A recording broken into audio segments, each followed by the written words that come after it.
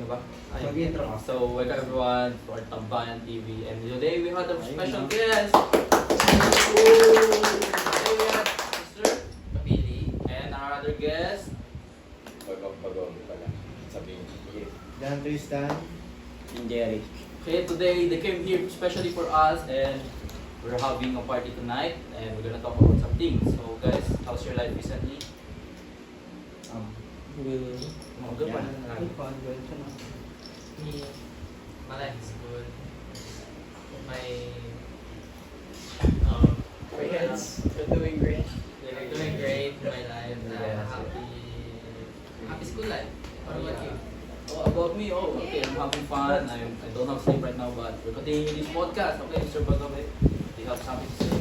For me, life's been tough, but I've been considering the struggles pure joy because I know that every struggle has a purpose. Yeah. So, thank you. Okay, we have Mr. Bonsol. My life is good and we Tingin sa camera. and as mapinit sa pagkain eh. Nakalaki na. Wala, tama na.